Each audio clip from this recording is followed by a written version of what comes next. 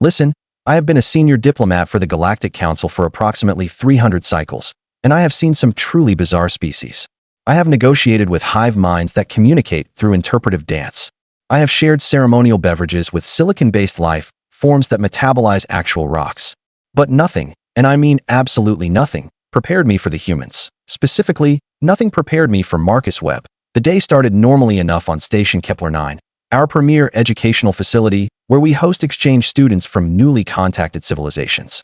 As head administrator Vorn, it was my responsibility to welcome the latest batch of Terran students. Command had briefed us extensively. Humans were supposedly cautious, somewhat fragile, and obsessed with something called safety protocols. The first transport arrived right on schedule. The airlock hissed open, and out stepped 6 humans, all looking appropriately nervous and overwhelmed. They clutched their belongings, eyes wide, taking in the sight of our magnificent station with its crystalline viewports and hovering data streams. Then the second transport arrived. Out stumbled Marcus Webb, wearing what I would later learn was a shirt depicting a creature called a crocodile eating a beverage container. His hair was bleached by something he called the sun, and he carried a single bag that looked like it had survived several interplanetary wars. Day, he announced to absolutely no one in particular, his voice echoing through the reception bay. Bloody hell, this is mental. I blinked all 3 of my eyes in confusion.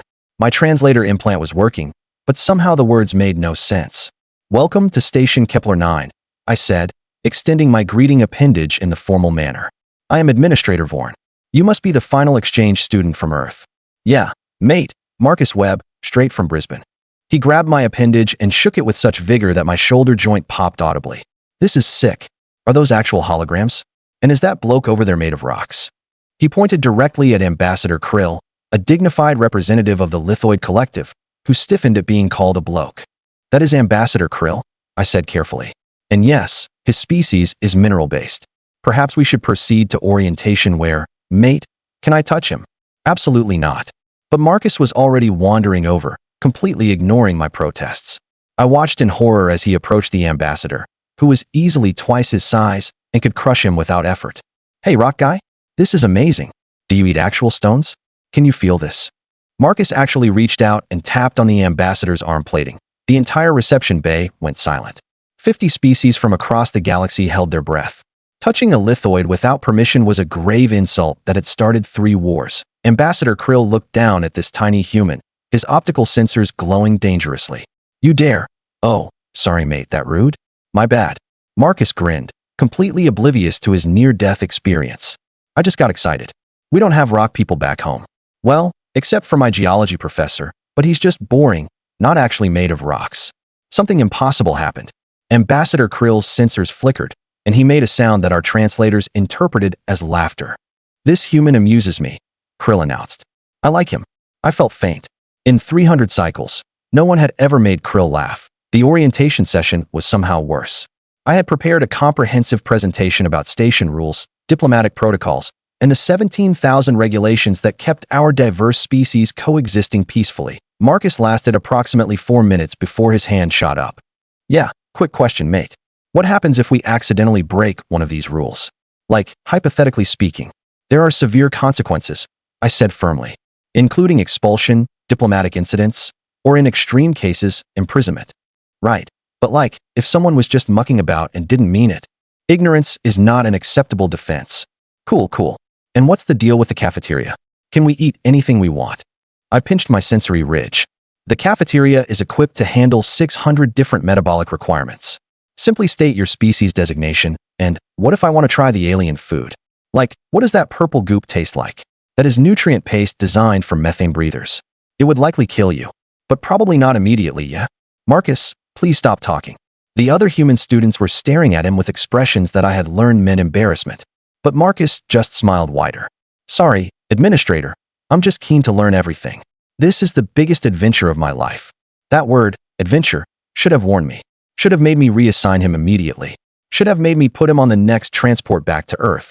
But I did not. Later that evening, I was reviewing supply manifests when my communicator exploded with alerts. Security breaches on Deck 7. Unauthorized access to restricted areas. Possible contamination in the xenobiology labs. I ran, which is difficult when you have 4 legs, and arrived at the lab to find Marcus standing in the middle of a room full of floating, bioluminescent specimens from Andromeda. Oh, hey, Administrator. He waved cheerfully while a jellyfish-like creature wrapped its tentacles around his arm. Look at this little guy. He followed me from the observation deck. That specimen is highly venomous and could kill you in seconds. Nah, we're mates now. I think he likes me.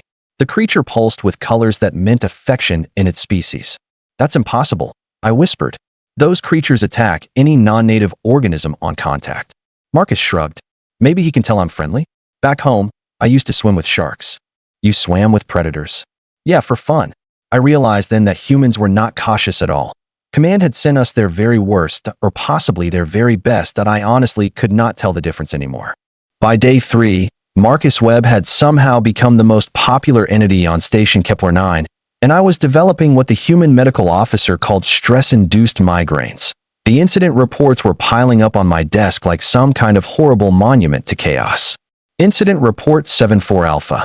Human Webb attempted to arm wrestle a chronic warrior and actually won. Incident Report 74 Beta. Human Webb introduced concept called barbecue to the communal dining area, resulting in 17 species requesting recipe for burnt meat. Incident Report 74 Gamma.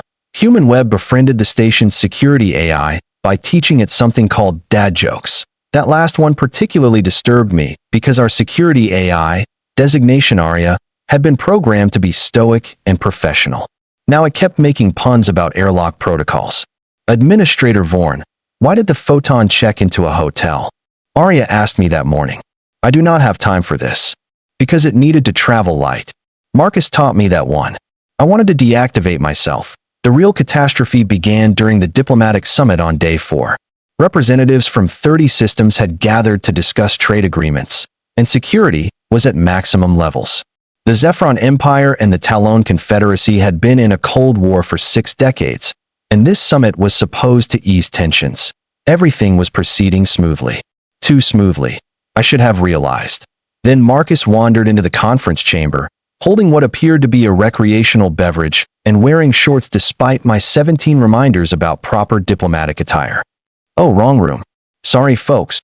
He started backing out, then paused. Wait, is this the summit thingy? Can I watch? This is fascinating.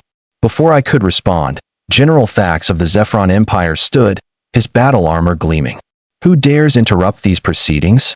Commander Velik of the Talon Confederacy rose as well, feathers bristling with aggression. This is an outrage. Remove this creature immediately. I rushed forward, ready to salvage what I could of my career. Esteemed representatives, please accept my deepest apologies. This human is merely... Hang on. Marcus interrupted, walking right between the two hostile delegations. You blokes have been arguing for 6 decades? What's the actual problem? The silence was deafening. You could have heard a molecule vibrate. The actual problem? General Thax's voice could have melted hull plating. The Talon Confederacy violated our sacred border treaty. Only after your empire encroached on our nesting grounds. Commander Velik shrieked. Right. Marcus nodded, taking a sip of his beverage. So basically, you're fighting over who crossed a line first? Mate, that's like every argument at the pub back home. This human compares our sacred dispute to a drinking establishment. Thax roared that I was already drafting my resignation letter in my head, but Marcus kept talking. Look, I don't know all the fancy political stuff, yeah? But seems to me you're both pretty angry about respect, right? Like, both sides feel disrespected. Of course we feel disrespected, they shouted simultaneously, then glared at each other for agreeing. Cool. So here's what we do back home when 2 mates are having a go at each other. Marcus grinned. You sit down, have a drink, and remember why you didn't want to fight in the first place. What did you lot get along about before everything went bad? The 2 leaders stared at him, then at each other. We once collaborated on the Helios Research Initiative, Thax said slowly. Our scientists worked together for 20 cycles. Our peoples shared art and culture, Velik added, equally hesitant. Before the border incident. See, you've got history. Good history. Marcus clapped his hands together. Why throw that away over some lines on a map? No offense, but in a massive galaxy, do those borders really matter more than not being enemies?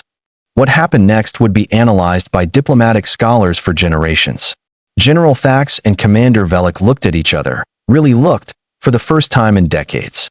Then Thax did something unprecedented, he laughed. This human child has more wisdom than our entire council of advisors, Thax said, sitting down heavily. Perhaps we have been foolish. Perhaps we both have been. Velik agreed, settling beside him. Within 2 hours, they had drafted preliminary peace accords. Within 4 hours, they were sharing stories about the Helios Initiative. Within 6 hours, Thax was trying to teach Marcus how to pronounce Zephyron greetings while Velik explained Talon, mating dances, that I found Marcus later that evening in the observation deck, watching the stars. You accidentally solved a 60-year conflict today, I said, sitting beside him with my tablet. Command is calling it a miracle. Nah, mate. Just common sense, yeah? People are people, even when they're aliens. Everyone just wants to feel heard and respected. He shrugged. Plus, life's too short to spend it angry. We've got a whole universe to explore. I looked at this bizarre human who had turned my orderly station into controlled chaos, who had broken approximately 400 regulations, and who had somehow brought peace where trained diplomats had failed. Marcus Webb, you are either the most dangerous being I have ever encountered, or the most valuable. Why not both? He grinned that infuriating grin. Your people sent you here as an exchange student, but I suspect your planet knew exactly what it was doing. What do you mean? Humans are not cautious or fragile at all, are they? Your species is absolutely terrifying in the best possible way. You make friends with venomous creatures. You challenge warriors to strength contests. You solve ancient conflicts with pub logic. You are chaos incarnate, but somehow beneficial chaos. Marcus laughed. Yeah, we're a bit mad, I suppose. But that's what makes life interesting, right? Can't spend your whole existence following rules and being scared. Sometimes you've got to take risks, make mates, and see what happens. As I watched him return to stargazing, I realized that the galaxy had no idea what was coming. Earth had been quietly observed for decades, deemed interesting, but not particularly remarkable. But if Marcus Webb was any indication of what humanity was truly like, then every species in the cosmos was about to have their understanding of normal completely shattered. The humans were here, and nothing would ever be boring again that I activated my communicator. This is Administrator Vorn to Galactic Command, requesting immediate reassessment of humanity's threat level. Not because they are dangerous, but because they are going to accidentally revolutionize everything, and we need to be prepared. Behind me, Marcus had somehow convinced 3 different species to join him in singing something called Waltzing Matilda. The universe, I realized, was about to get very interesting indeed. So what did you think? Did this story surprise you?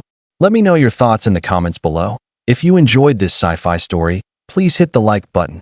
It really helps the channel grow. And don't forget to subscribe for more mind-blowing science fiction stories every week. Turn on the notification bell so you never miss an upload. Thanks for watching, and I'll see you in the next story.